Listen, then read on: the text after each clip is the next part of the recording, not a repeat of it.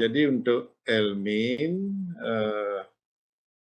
ada 1 jam ya, 1 jam adalah kuliahnya, kemudian satu jam adalah untuk presentasi ya. Jadi ada dua paper hari ini yang kelas A dan kelas B.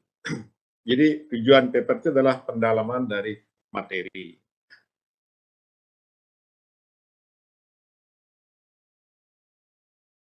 Baik, kita mulai saja ya. Jadi cestoda ya, atau sering disebut dengan cacing pita, ya. Cacing bersegmen. Nah, kalau kita lihat dari gambar ini, ya ini adalah gambar dari cacing pita. Kalau cacing itu terbagi menjadi 3 kelas ya. Kelas cestoda, ya, atau sering disebut cacing pita, kemudian nematelmites, atau kelas nematoda, ya cacing gilik, kemudian trematoda, ya cacing daun istilahnya. Ya.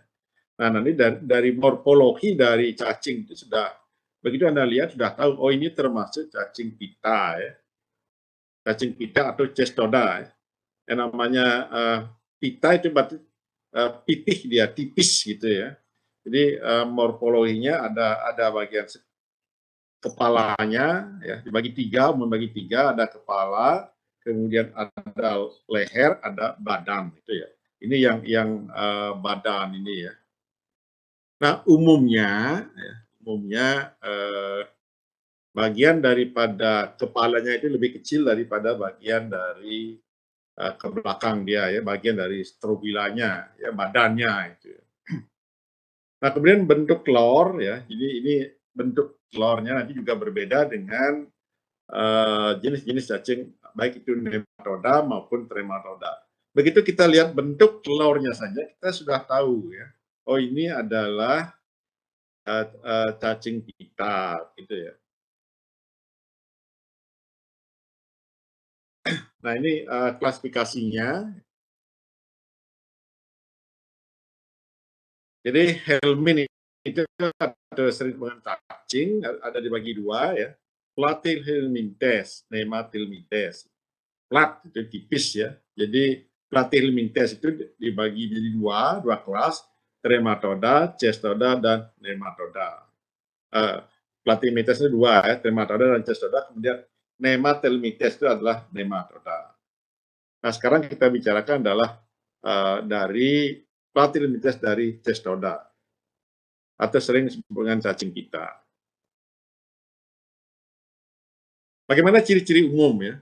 Jadi ukurannya panjang, ya, panjang, ya artinya sampai dari mikroskopis sampai dengan beberapa meter gitu ya. Ada yang memang mikroskopis dari cacing pita ini tidak bisa dilihat dengan mata telanjang, tapi harus dengan mikroskop. Ada yang ukurannya sampai ya, beberapa meter gitu ya. Jadi tergantung daripada genusnya. Atau pipih dorsoventral, jadi atas berbentuk seperti pita, bersegmen-segmen atau berluas-luas. Tersusun oleh banyak proglotid. Jadi bagian badan ya. Jadi morfologinya ada bagi 3 ya, ada skolek, ada leher, ada strobila, itu badan ya. Strobila itu dibagi menjadi segmen-segmen ya. Jadi ada segmen yang muda, segmen dewasa, segmen yang grafit. Nah, dari masing-masing segmen itu terdiri dari banyak proglotid. Setiap proglotid itu mengandung 1 dan kadang-kadang 2 pasang organ reproduksi. Jadi ini bersifat hermafrodit ya. Jadi walaupun ada 1 cacing pita di dalam tubuh hewan itu, dia sudah bisa menghasilkan telur ya, karena ini bersifat hermafrodit. Jadi satu proglotid ya, bukan satu segmen ya. Kalau segmen itu terdiri dari berapa proglotid ya. Satu proglotid itu terdiri dari 1 pasang ya, kadang-kadang 2 pasang organ reproduksi. Tidak mempunyai saluran pencernaan, sehingga seluruh badannya itu berfungsi sebagai menyerap dari makanan ya. Sehingga predileksi daripada cacing pita itu umumnya adalah pada usus halus, ya. Tidak ada di organ lain. Beda dengan cacing-cacing nematoda maupun cacing trematoda itu bisa berada pada organ-organ selain dari saluran pencernaan, selain dari usus halus, ya. Karena sedangkan cacing pita karena tidak mempunyai saluran pencernaan, ya, dia hanya predileksinya umumnya adalah pada usus halus. Semua organ tersimpan dalam jaringan parenkim. Kemudian ciri-ciri umum lainnya adalah lapisan luar tubuh di cacing pita adalah tersusun oleh tegumen. Tegumen itu yang merupakan bagian tersusun oleh protein-protein. Makanan diserap langsung melalui dinding tubuhnya. Jadi seluruh tubuhnya itu berfungsi sebagai menyerap makanan. Nah, siklus hidupnya dari kelas cestodactyl kita ini adalah tidak langsung, ya. Tidak langsung itu mutlak memerlukan hospes intermedier. Apa itu hospes intermedier? Masih ingat kuliahnya minggu yang lalu, ya, dari yang diberikan oleh Pak Adi, ya. Apa itu hospes intermedier? Izin coba menjawab, Prof. Ya. Ya berdasarkan yang saya tahu, Dok. Apa terdengar, Dok? Apa hospes intermedier? Iya, Dok. Berdasarkan yang saya pahami, hospes intermediate itu kalau di situ tuh hewannya itu belum dewasa, Dok. Belum dewasa secara seksual. Kalau yang definitif yang Mbak udah.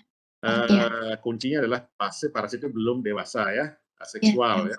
Kalau sudah parasit itu berada pada stadium dewasa pada hospesnya, berarti hospes itu adalah merupakan hospes definitif, gitu, ya.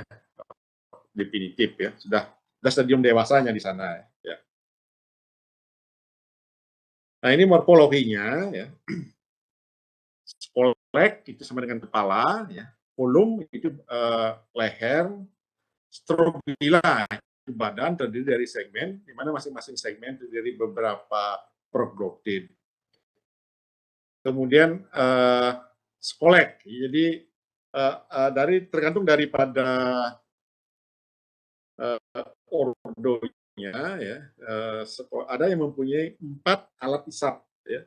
4 alat isap, mempunyai 4 alat isap, atau sering disebut dengan saker, atau sering disebut dengan acetabulum, ya, alat isap, dan ada yang memiliki kait. Jadi tergantung nanti genusnya, ya, tergantung genusnya, ya. Jadi ada yang mempunyai kait, ada yang tidak mempunyai kait. Kemudian yang kedua adalah ada cacing pita yang hanya mempunyai 2 alat isap, atau sering disebut dengan bothria. Ini ada yang mempunyai 4 alat isap, ada yang mempunyai 2 alat isap. Itu nanti tergantung daripada ordonya, ya. Ya, ini skolek, ya. Jadi ini skoleknya. Kemudian ini adalah leher, jadi batas antara skolek dengan strobilanya, ya. Ini keseluruhannya adalah strobila, ya. Keseluruhan adalah strobila. Nah, strobila ini dibagi lagi menjadi 3, ya. Jadi masing-masing strobila itu terdiri dari segmen-segmen, dan masing-masing segmen. Nah, ini terlihat ini segmen-segmen, ya. Dari satu segmen terdiri dari banyak proglotin, ya. Nah, kemudian umumnya biasanya dari strobila ini dibagi lagi menjadi ada segmen, ya.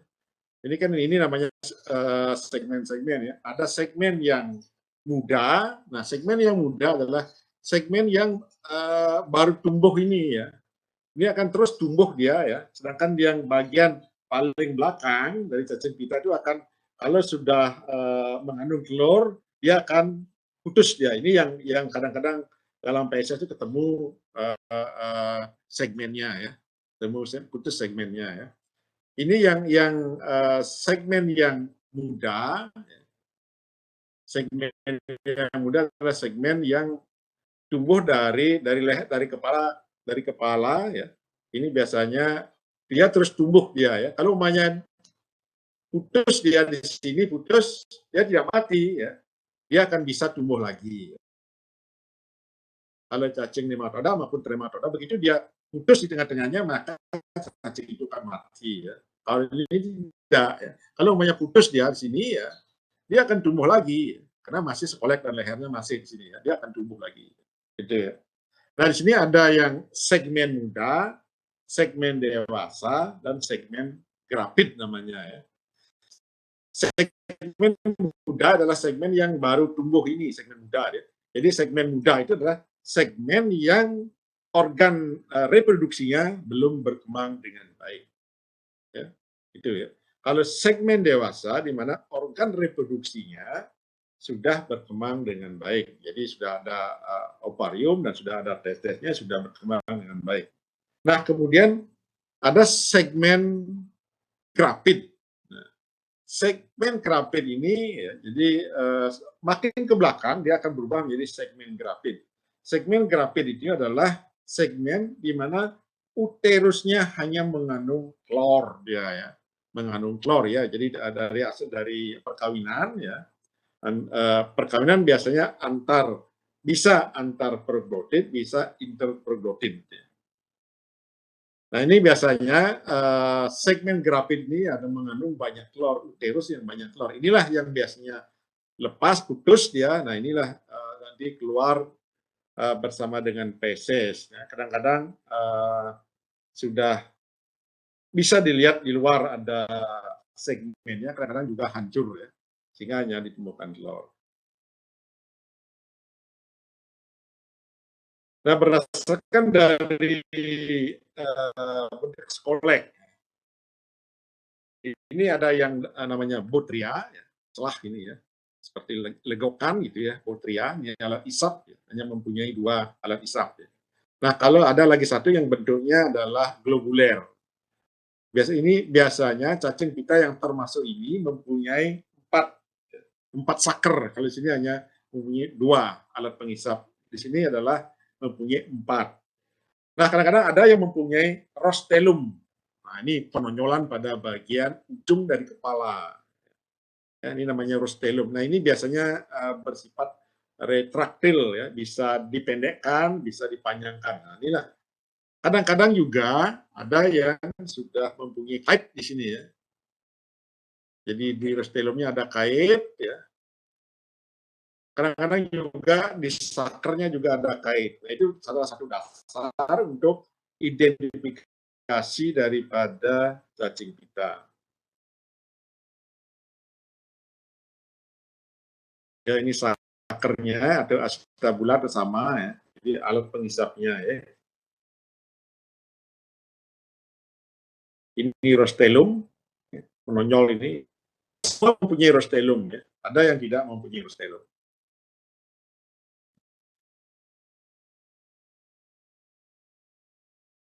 Daripada segmen yang segmen yang dewasa. Perkembangan alat organ reproduksinya ya, sudah berkembang dengan baik ya. Jadi ada petes,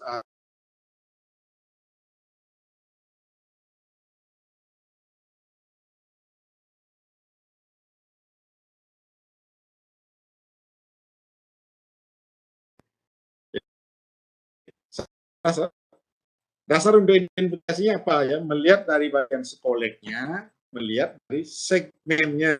Yang diambil adalah segmen dewasanya. Nah, ini biasanya jenis ini letak daripada organ produksi itu akan membedakan satu jenis dengan jenis yang lain. Jadi berbeda. Kadang-kadang bentuk segmennya juga berbeda. Ya. Jadi antara satu iris cacing pita dengan cacing pita yang lain. Nah inilah bedanya ya antara segmen yang dewasa. Nah ini adalah segmen yang sudah grafit. Nah yang sudah grafit ini kan kalau yang dewasa ini terjadi organ reproduksi. Nah kalau sudah segmen yang makin ke belakang ya makin ke belakang segmennya itu ya segmen itu di mana organ reproduksinya akan mengalami rudimenter dia ya berubah sehingga hanya mengandung telur saja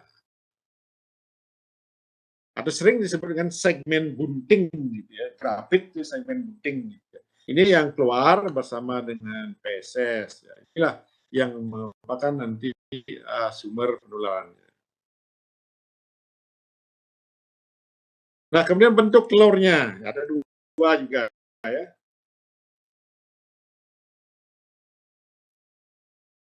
Disebut oncosphere atau sering disebutkan embrio exaka. Cacing pita yang termasuk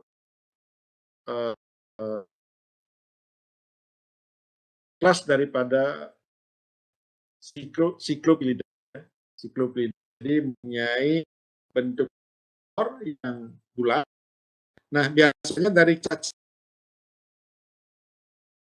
ada ini adalah yang sama segmen grafit ya kalau pecah itu akan mengandung akan keluarlah telur. Nah biasanya bentuk telurnya yang dari kelas Cyclopilidae adalah bentuknya bulat ya bulat di dalamnya sudah ada embrio eksakan.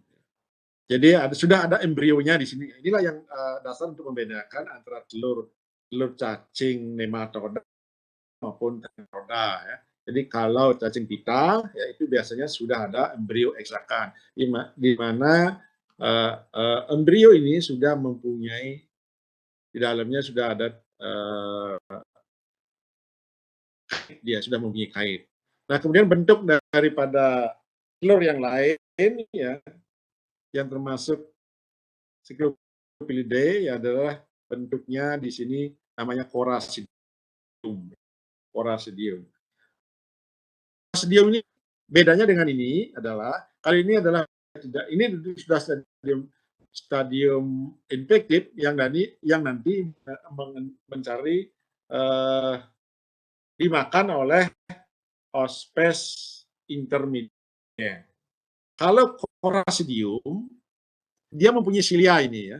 Nah ini berenang di air. Dia akan mencari ospes intermediate 1. Jadi bedanya yang termasuk Corasidium ya, itu dua ospes intermediate untuk menjadi infektif. Ya.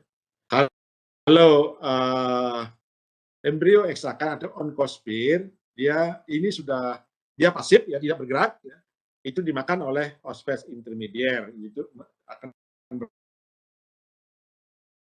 berkembang menjadi metacestoda.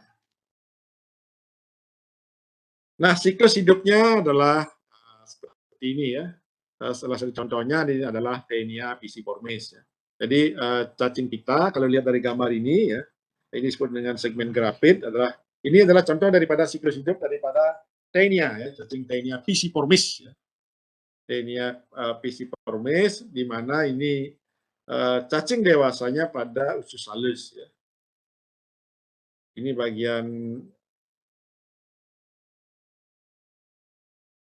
bagian kepalanya. Nah, kemudian dia akan mengeluarkan segmen ya.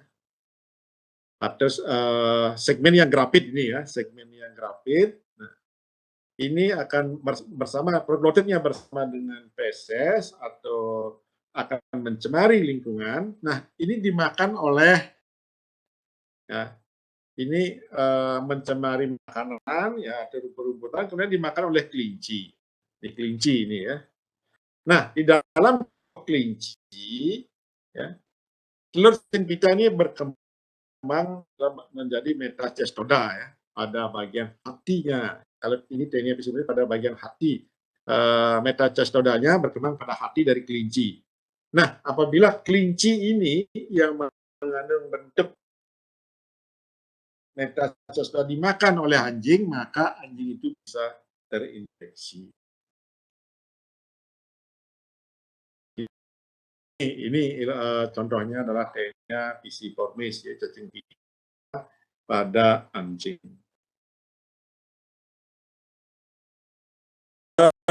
Kemudian untuk metacestoda ada disebut dengan Cysticercus. Jadi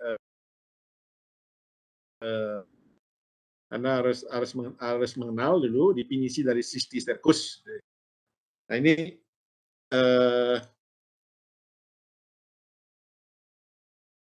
ada Cysticercus, ada Cysticercoid. Ya. Kalau Cysticercus ini kista atau sering metacestoda. Nah ini biasanya Cysticercus itu adalah bukan cacing gelembung, ya, kista yang berongga, ya, ada cairannya dan mengandung satu skolek yang impaginatif. Ya. Jadi satu skolek di sini ya.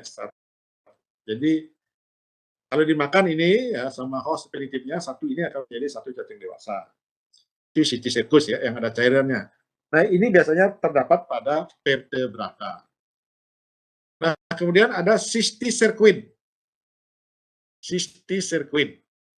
Nah ini adalah bentuk kista di mana rongganya kecil, ya, tanpa ada cairan dan mengandung satu larva yang epaginatif, ya, epaginatif dari luar ke dalam melingkar di kepalanya. Ya. Ini biasanya terdapat pada invertebrata, bentuknya kecil ya, contohnya bisa pada semut, pada kumbang, nah itu biasanya adalah Cysticercoid.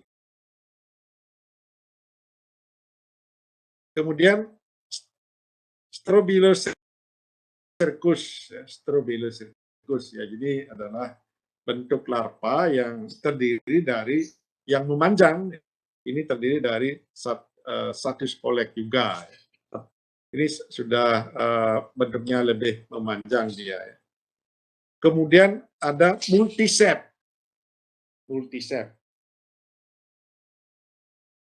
Nah ini termasuk kista yang besar, ya, kista yang besar ini. Nah di mana dari dindingnya itu mengandung banyak kista-kista yang, ya, jadi satu kista ini akan mengandung ya pada bagian dindingnya akan berkembang kista-kista yang lain, sehingga apabila ini dimakan oleh hospes definitif itu akan menjadi banyak cacing. Nah ini adalah ya biasanya termasuk dari kista hidatin. Kemudian ini adalah tetratiridium, adalah bentuk kista seperti cacing, ya, seperti cacing muda yang biasanya yang termasuk tetratridium ini adalah dari cacing yang hospes definitifnya adalah pada kucing, ya, Taenia pisciformis. Itu biasanya pada yang berkembang pada hati dari rodentia. Kemudian inilah kista hidatin. Kista hidatin. Kista ini adalah kista yang besar juga, ya, kista yang besar yang di dalamnya terdiri dari anak kista yang impignatif, ya. Jadi terdiri dari banyak anak-anak kista. Sehingga ini justru ini bukan cacing dewasanya yang berbahaya adalah, tetapi bentuk kista ini yang berbahaya. Karena ini biasanya pada bagian organ dalam daripada vertebrata, pada hati, ya, pada jantung, pada paru-paru, dan juga bisa pada otak dari vertebrata maupun pada manusia. Nah, itu yang bahayanya. Nah, ini adalah kalau cacing dewasanya adalah Echinococcus, ya, Echinococcus granulosus, ya, cacing pita pada anjing.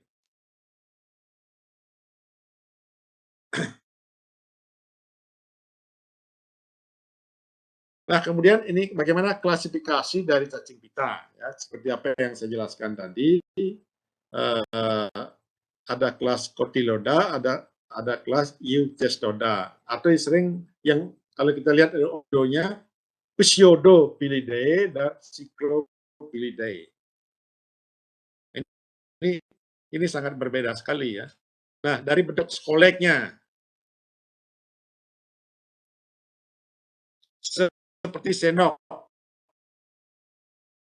atau tadi seperti gambar yang di depan tadi, ya, yang terdiri dari yang sering disebut dengan mempunyai dua alat isap atau botria, ya. Ini, ya, jadi alat pelekatan yang mempunyai dua botrida, jadi alat isap. Kemudian yang termasuk Cyclophilidae, jadi bentuk skoleknya adalah globuler dan mempunyai 4 alat isap. Kemudian rostelum, yaitu penonjolan pada bagian kepalanya. Ini yang Pseudophilidae itu tidak ada, ya.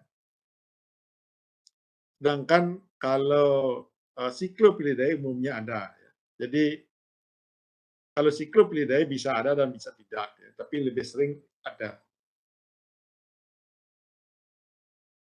Bentuk telurnya, nah, disebut dengan Porasidium. Ini yang termasuk Pseudophilidae itu yang bentuk telurnya adalah Porasidium, bentuknya bulat, yang di luarnya ada silia-silia. Kalau di sini disebut dengan oncosphere.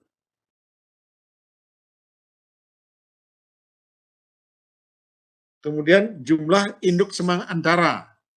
Kalau yang Pseudophilidae itu mempunyai 2 induk semang antara.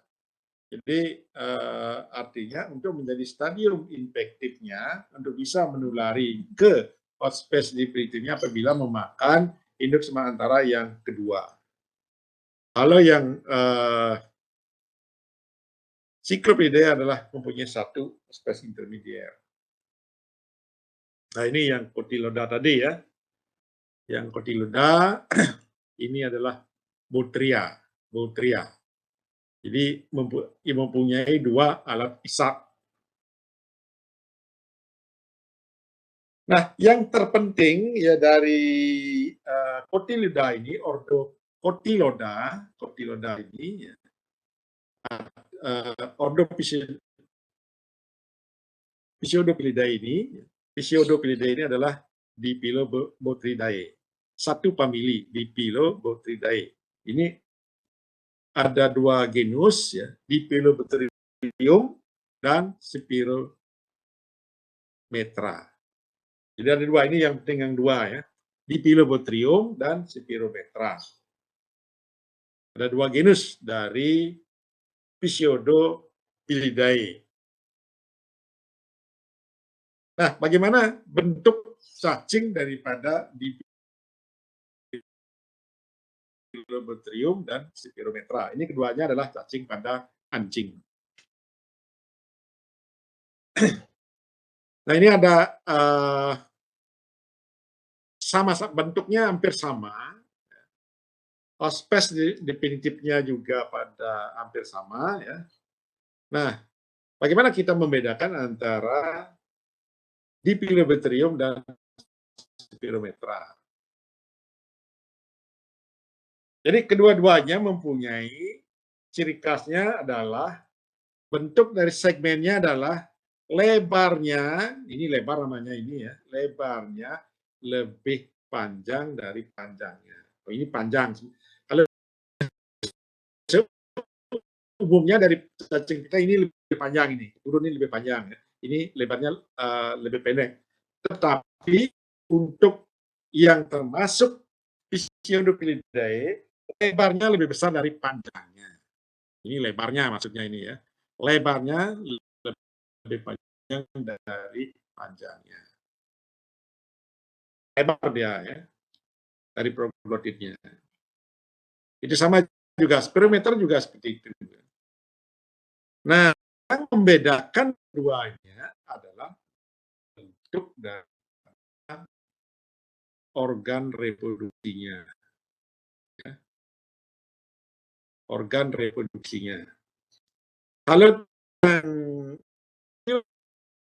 sama letak di tengah-tengah dari bagian dari segmen ya, itu roset. Jadi ini bentuk roset atau bentuk basket.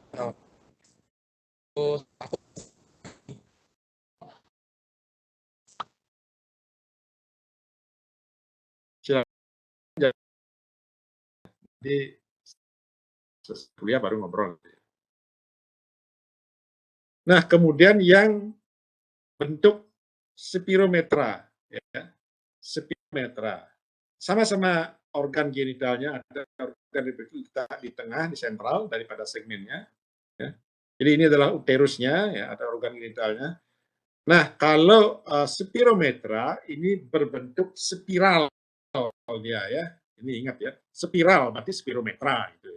Spiral. Ada dua ini membedakan ya. Ini yang ciri khas membedakan, yang lainnya bentuknya sama ya. Kemudian yang membedakan juga adalah hospes intermediernya. Jadi sama-sama mempunyai dua hospes intermedier yang di Pilobathrium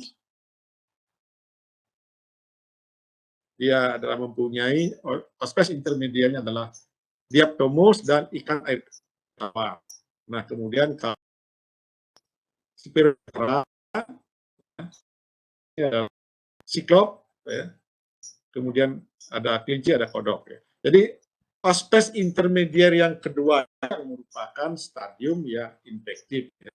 Jadi apabila anjing memakan ikan air tawar yang mengandung metacestoda, biasanya berbentuk sclerosircuit metacestodanya namanya ya, sclerosircuit. Itu maka anjing itu bisa terinfeksi. Begitu juga kalau namanya kodok ya, ini yang mengandung bentuk sclerosircuitnya dimakan oleh anjing, maka anjing itu bisa terinfeksi oleh spirometra.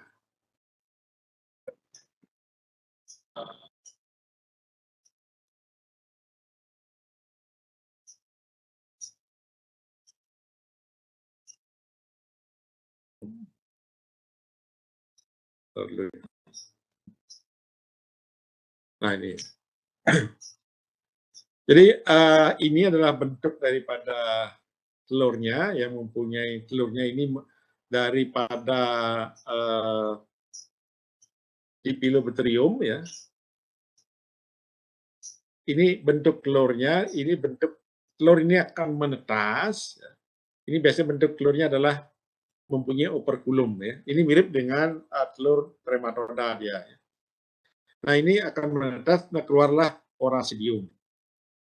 Ini porasidiumnya keluar, dia akan berenang ini persis seperti trematoda ya. Menggunakan dua hospes intermedier ya.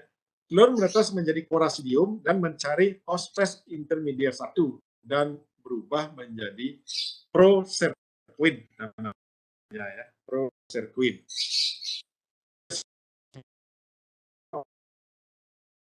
Oleh hospes intermedier 2 dan berubah menjadi plerocercoid.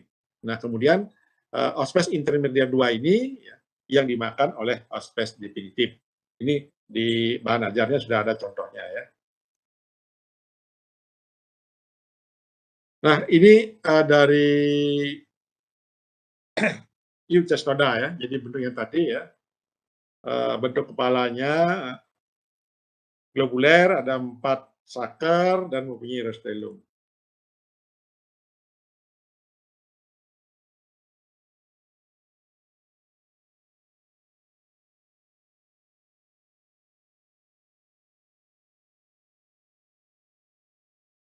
Ini contohnya adalah Monesia. Ya, Monesia.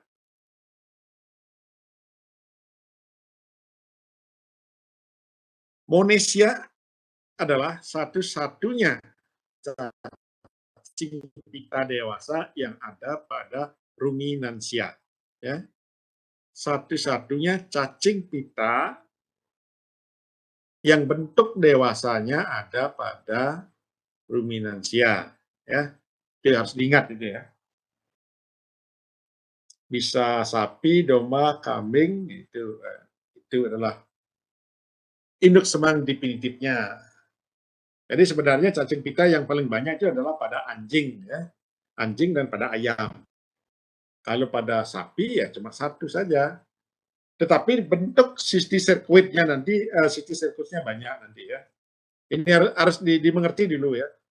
Artinya pada sapi, pada usus halusnya, kalau ketemu cacing pita, ini ukurannya sampai beberapa meter ini ya, itu adalah Monesia. Itu, ya. Itu harus diingat ya. Monesia. Nah, ospes intermediernya adalah tungau rumput. Tungau. Ya, tungau. Berarti kalau ini adalah invertebrata, tungau ini kan termasuk invertebrata, berarti bentuk metastestodanya adalah cysticercoid. Cysticercoid ya. Bagaimana morfologinya? Jadi panjangnya 2-6 meter. Dibayangkan ya, 2-6 meter. Jadi dari usus halus. Jadi organ reproduksinya ciri khas ini hampir sama dengan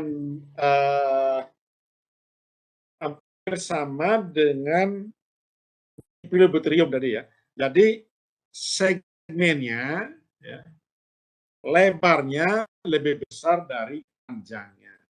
Nih. Lebarnya lebih panjang dari panjangnya dari segmen tersebut. Nah, kalau di Pilobutrium maupun Spirometra itu organ uterusnya ada di sentral ya, di sentral. Nah, kalau ini ciri khasnya apa? Dia mempunyai organ reproduksi ganda dan lubang kelamin terlihat bagian lateral di kedua sisi. Nah, di sini ya. Jadi di antara satu segmen ini, di kiri kanannya pada bagian lateral terdapat lubang kelamin. Ini ya, di sini ya, di sini sama di, nah kalau di sini sama di sini ya, di kedua sisinya. Dan juga mempunyai ini pada bagian organ epitelerianya kiri kanan. Punya dua. Yang ganda, itu ciri khasnya ya. Kemudian pada setiap segmen ada glandula interphloglotin. Ini antara segmen 1 pada bagian posteriornya dengan segmen 2 itu ada glandula interphloglotin. Itu ciri khasnya ya. Itu yang harus Anda pahami ya, karena memang dari pembelajaran dari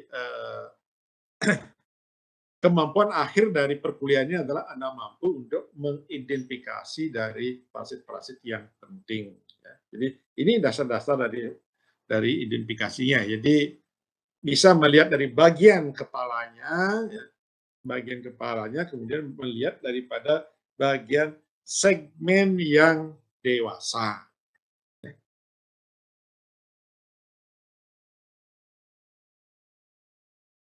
Nah, ini bentuk skoleknya kecil dia ya. Jadi umumnya skoleknya itu adalah dari cacing pita itu kecil, yang lebih kecil ya skoleknya. Karena ke bagian ke belakang dia makin membesar.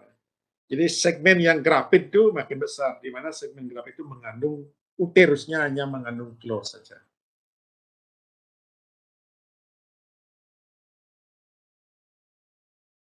Kemudian sakernya tidak dipersenjatai, lebar lebih panjang, tidak tadi ya. Nah ini siklus hidup dari Monesia expansa ya. Khas definitif ya. Ini kemudian cacing dewasa dalam usus halus. telur yang keluar bersama feses, jadi telurnya dimakan oleh tungau rumput ya. Tungau itu bayangkan ya, tungau itu kecil ya, tapi nanti bisa telur cacingnya juga kecil ya, nanti bisa berkembang disebut menjadi cystic Nah, apabila tungau yang mengandung cystic ini mencemari rumput, ya, nah biasanya sapi yang memakan rumput ikut termakan tungau ini, maka sapi itu akan terinfeksi. Nah, periode prepatennya itu kira-kira ya sampai 4 sampai 7 minggu biasanya. Nah, kemudian cacing pita yang lain yang termasuk Cyclopilidae adalah Dapenia. Dapenia ini adalah cacing pita yang paling patogen pada bangsa unggas. Ukurannya adalah mikroskopis ya. Jadi kebetulan saya sedang meneliti ya identifikasi daripada cacing pita pada unggas. Ya. Jadi saya teliti nanti apa sih cacing-cacing pita pada ayam ya, pada ayam kampung, karena ayam kampung itu hampir 70% itu terinfeksi oleh cacing pita ya. Jadi setelah kita lakukan ya, ini masih sedang jalan penelitiannya ya. Silakan nanti yang mendapat tugas untuk bikin proyek tentang mencari parasit, kalau mau cari cacing pita ikuti saya gini ya penelitiannya ya, sudah bisa karena bisa diambil salah satu parasitnya ya, cacing pita juga bisa, nanti ketemu umumnya cacing setiagali juga bisa. Kemarin juga ketemu cacing yang pada propinticulusnya adalah cacing tetrameres, itu bisa juga sebagai untuk membuat project ya. Nah ini Dapinia ya, jadi ini yang paling patogen ya. Kita tidak bisa melihat secara makros ya.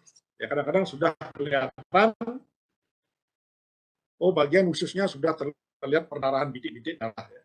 Ya selain disebabkan oleh parasit yang lain ya. Nah ini harus dikrok khususnya untuk melihat daripada cacing pita ini. Jadi ada rostelumnya, astelulanya diperhati. Nah ini coba Anda baca sendiri nanti ya, biar lebih cepat ya. Nah ini reltina juga pada ayam ya. Reltina itu ada beberapa spesies, jadi umumnya menginfeksi ayam. Cysticellus, ada tetragona. Ini Cysticellus-nya. Jadi ini mempunyai rostelum dia. Ini bagian ini namanya rostelum. Jadi ini ya. Jadi kalau kita mengidentifikasi, lihat bagian spoleknya, lihat bagian segmennya. Jadi ukurannya 4 sampai 15 cm. Jadi kadang-kadang kita cacing pita pada ayam itu sulit melihat kepalanya karena dia kepalanya masuk di bagian submukosanya ya. Sehingga yang terlihat adalah segmen-segmen pada usus halusnya.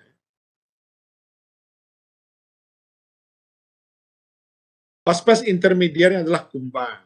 Kumbang. Ya kalau Dapinia, ospes intermediarnya adalah siput. Ya, ini kumbang. Saya percepat aja karena ini. Kemudian Letina echinobotrida. Ya. Ini membedakan adalah kalau kita melihat secara makro kita tidak bisa membedakan spesies ya. Kita harus identifikasi secara mikroskopis. Retina echinobotrida. Ini juga pada ayam ya. Nah ini induk semangantarnya adalah semut. Sedangkan metacestodanya adalah cysticercoid.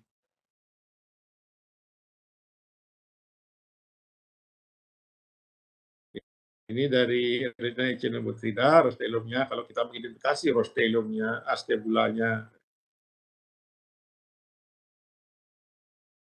semut juga, pes intermediarnya. Ini adalah Schwannobothnia. Jadi pada ayam, ya, sini semua pada ayam, kecil, ini hampir sama dengan Daphnia, ya, Daphnia, tapi Daphnia itu lebih patogen dia. Dia masuk ke dalam submukosanya. Ya. Ini kecil juga 4 mm dan 1 mm ya. 1 mili berarti ya susah kita melihat ya dalam 1 mili ya secara mikroskopis. Jadi harus diingat kalau nanti ada di ujiannya keluar cacing pita pada ayam yang secara mikroskopis ya itu adalah Daphnia dan ada Schwannobothnia.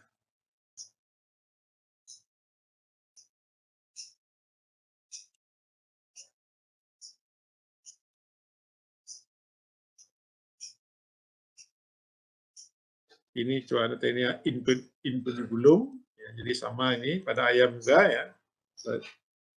Silakan nanti dibaca. Ini hampir sama intinya ya. Nah sekarang Diploidium ya. Diploidium. Diploidium caninum.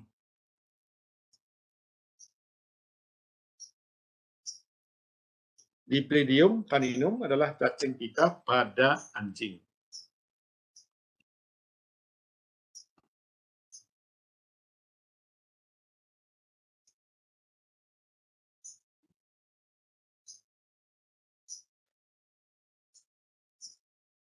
Ya.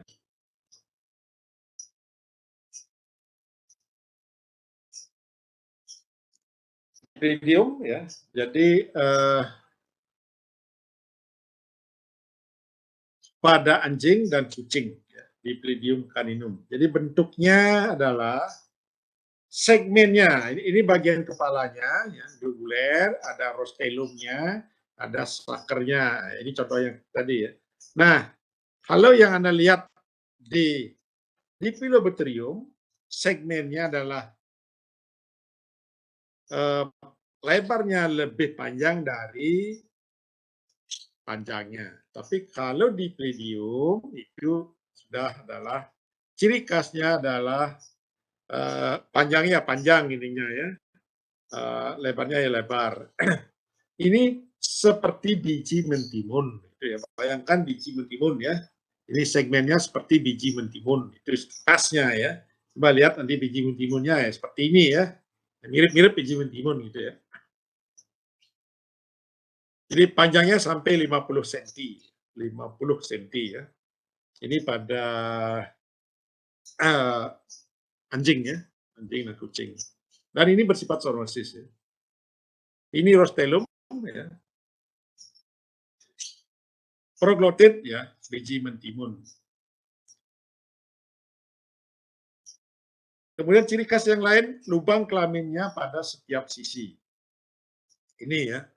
Ini kalau lihat lubang kelamin di pinggirnya ini ya, dari kedua sisi ada ya. Jadi seperti celah kelihatan ya. Ini kiri kanan. Ini ciri khasnya ya. Ini oparium seperti buah anggur. Ini opariumnya. Ospes intermediarnya adalah pinjal. Ya, pinjal, kutu. Pinjal pada anjing adalah Stenocephalides ya, Stenocephalides. Sedangkan kutu adalah Trichodectes ya, Trichodectesnya.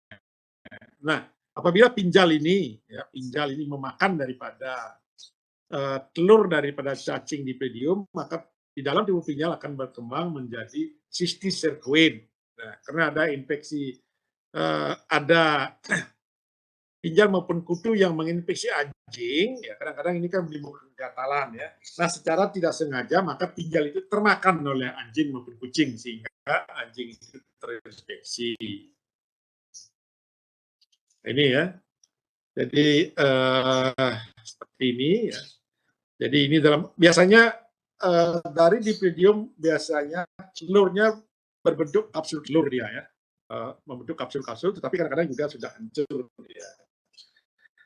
Jadi dalam satu segmen yang keratin itu bila pecah akan ada kapsul-kapsul telur. Karena inilah ciri khas juga daripada Dipidium caninum. Ini ya, jadi siklus hidupnya apabila dimakan oleh pinjal, ini larva dari pinjal, gitu ya. Jadi bukan pinjal dewasa dulu makan, tetapi larva dari pinjal. Kemudian akan berkembang menjadi larva ini berkembang menjadi pinjal yang dewasa. Inilah biasanya yang sudah mengandung bentuk metacestoda. Nah, ini apabila dimakan oleh anjing, ya, sehingga kalau pinjal itu kan tidak mempunyai host spesifik ya. Dia ada sering disebut dengan kutu loncat di sini ya. Kadang-kadang itu akan mencari anjing-anjing yang sehat atau anjing-anjing, ada kucing juga bisa ya, sehingga anjing dan kucing itu bisa terinfeksi.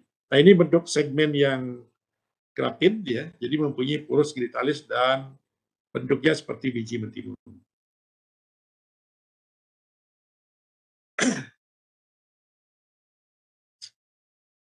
Kemudian cacing pita, Taenia ya. Genus Taenia. Nah, apa dasar identifikasinya? Satu, melihat daripada skoleknya ya.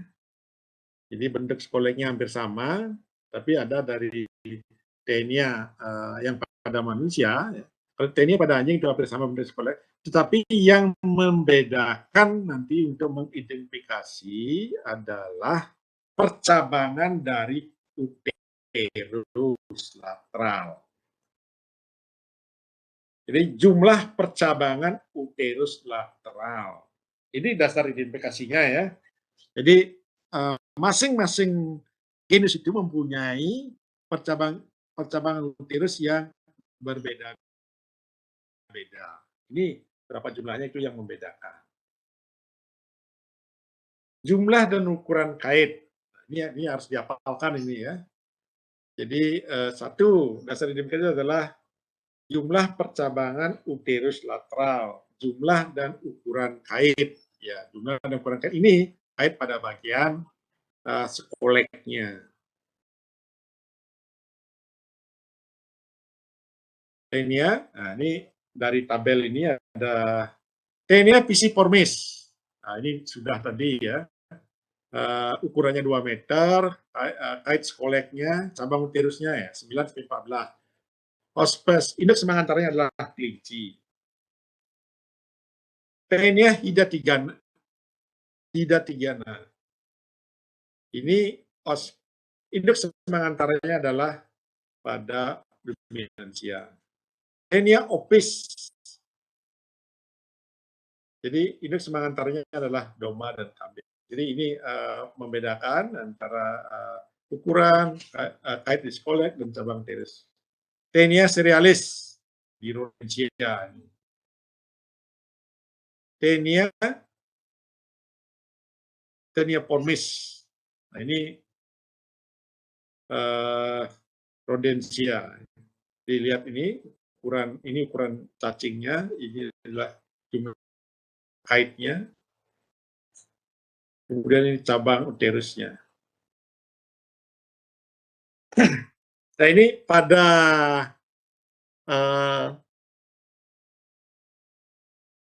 apa namanya, Prochat ini ada, ini di bawah ini adalah hospes definitifnya, ya, kucing, anjing, manusia, ya. Kemudian ini adalah telur cacing pitanya, bentuk telurnya hampir sama. Jadi cacing pita pada kucing, cacing pita pada anjing, cacing pita pada manusia itu bentuk telurnya hampir sama dari golongan Taenia, ya, dari golongan Taenia. Ini adalah merupakan hospes intermediernya. Nah, kita mulai dari hospes intermedier dari Taenia formis. Ini Taenia formis. Taenia formis itu adalah cacing pita pada kucing, di mana Hospes definitifnya adalah pada tikus, sedangkan kistenya adalah ada pada hati.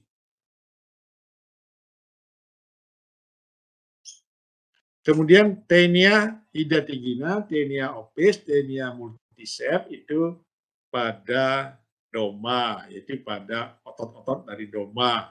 Kalau pada doma itu biasanya bentuknya adalah cysticercus. Kemudian Taenia pisiformis, pada doma badan dari kelinci. Taenia cerealis juga, hospes definitifnya ya anjing. Taenia hidatigina. Nah, Taenia hidatigina ini ya pada sapi, Taenia hidatigina ini adalah pada hati dan pada bagian abdomen, jadi pada penggantung usus biasanya. Nah, kemudian pada sapi juga ada kiste yang pada otot-otot merupakan cacing pita pada manusia, yaitu Taenia saginata namanya ya. Taenia saginata itu adalah cacing pita pada manusia, sedangkan sapi ini merupakan hospes intermediernya. Jadi pada sapi, pada bagian ototnya bisa ditemukan kista yang disebut dengan Cysticercus bovis. Pada anjing bisa Taenia hidatigina, jadi Taenia hidatigina itu bisa pada doma, bisa pada sapi, bisa pada babi. Ya, kalau pada babi pada bagian liver dan abdomennya. Ini itu cara membaca ya. Nah, kemudian pada babi juga ada Taenia solium. Ya, Taenia solium dari bentuk kistanya, ya, kista dari Taenia solium yang merupakan hospes definitifnya ada pada manusia.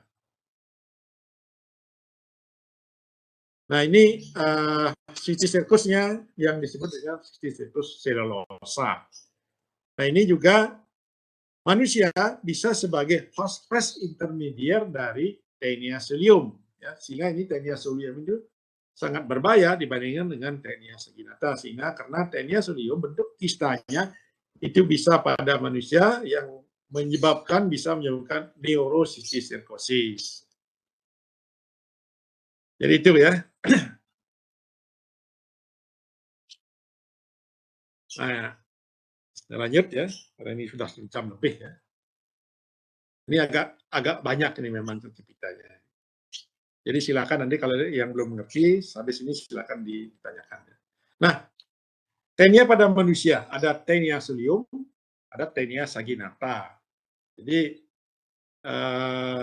hospes intermediernya berbeda, kemudian bentuk skoleknya juga berbeda ya. Jadi kalau makanya Taenia solium itu jauh lebih berbahaya dibandingkan dengan Taenia saginata ya. Kenapa? Karena memang Taenia solium itu bagian kepalanya mempunyai rostellum dia ya, dan juga ospes intermediernya bisa pada babi dan bisa pada manusia. Nah, itu yang kalau bentuk larvanya disebut dengan Cysticercus cellulosa. Ya, ini siklus hidupnya ya. Jadi pada manusia ini segmen yang keluar dimakan oleh babi ya, atau telur ini mencemari makanan sehingga termakan oleh manusia, sehingga pada manusia terbentuk pada ototnya Cysticercus cellulosa juga. Tapi yang paling berbahaya adalah apabila pada bagian otaknya ya, sehingga disebut dengan neurocysticercosis. Nah, pada babi ya dimakan oleh babi dia berkembang pada otot-ototnya, ya pada babinya bila masseter, intercoste, jantung dan juga otot-otot yang bergerak. Nah, itu apabila dimakan maka menjadi Taenia solium. Ini yang bersifat zoonosis ya. Nah, kalau saginata tidak mempunyai rostellum ya. Jadi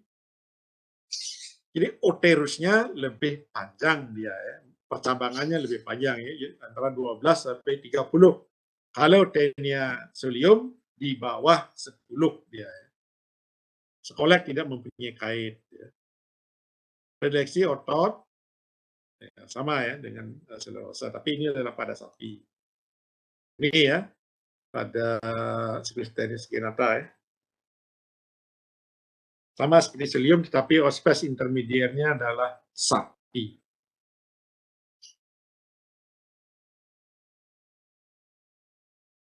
Kemudian Echinococcus, ini adalah cacing pita pada anjing. Ada dua, Echinococcus granulosus dan Echinococcus multicularis. Jadi ini terdiri hanya daripada ukurannya kecil, hanya 5 segmen. Jadi ya.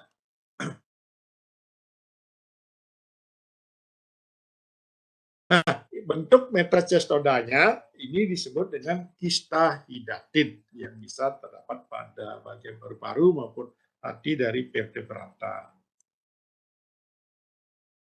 Ini namanya kista hidatid, ya. Ini siklus hidupnya. Jadi pada usus halus keluar larva, ya. Kemudian ini dimakan oleh telur, dimakan oleh domba, ya. Domba. Nah, sehingga di dalam domba ini, ya, kista hidatid itu tidak pada hati, paru-paru, di organ dalam yang bisa pada otak, ya, berkembang menjadi kista hidatid dalam tubuh domba. Nah, ini apabila daging yang mengandung kista hidatid dimakan oleh anjing, maka anjing itu akan terinfeksi.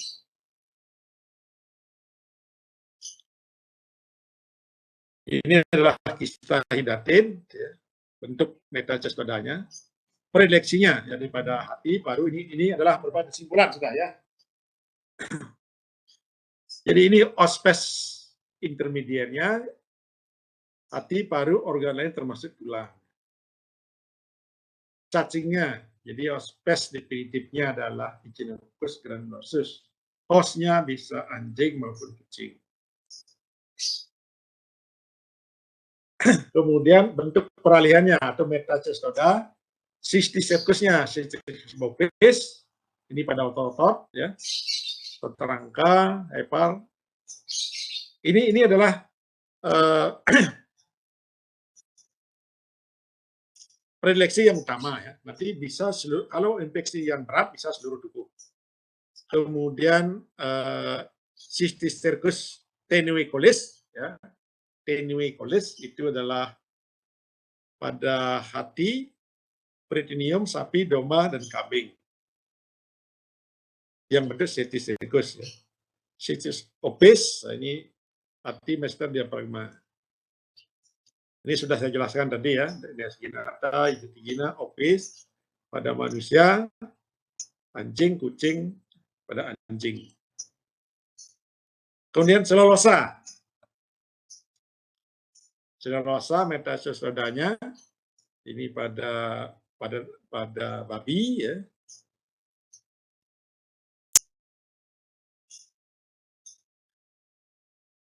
Kemudian hati, peritoneum, tenuicolis. Artinya Cysticercus tenuicolis bisa juga pada hati dan peritoneum. Kemudian kista hidatid ini adalah pada hati, paru-paru, organ lain termasuk tulang pada ruminansia. Ini manusia, Psyllium, Idatigina, Echinococcus. Ya. Baik, itu kuliahnya hari ini ya, saya percepat karena memang ada presentasinya. Sebelum mulai presentasi, ya, silakan kalau ada yang kurang jelas, silakan mengajukan pertanyaan.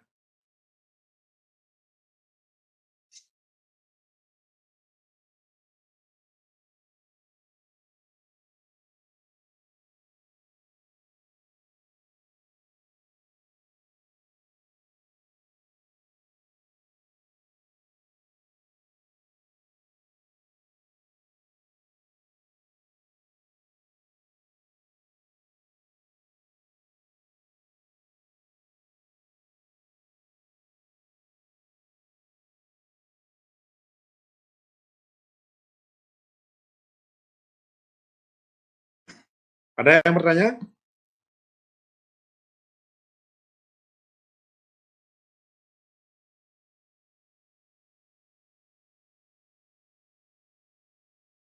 Dari saya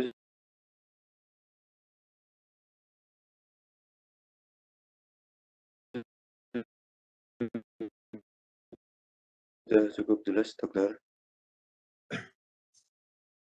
Ya, kalau tidak ada, ya mungkin silakan nanti dibaca lagi ya,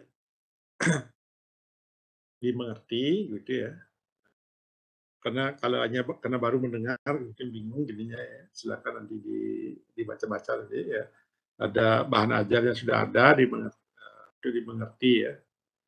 Nah, kemudian kita lanjut ke untuk presentasi ya, silakan dari kelas A dulu ya. Ini juga kalau nggak salah adalah para cacing pita pada anjing. Ya, pada anjing ya.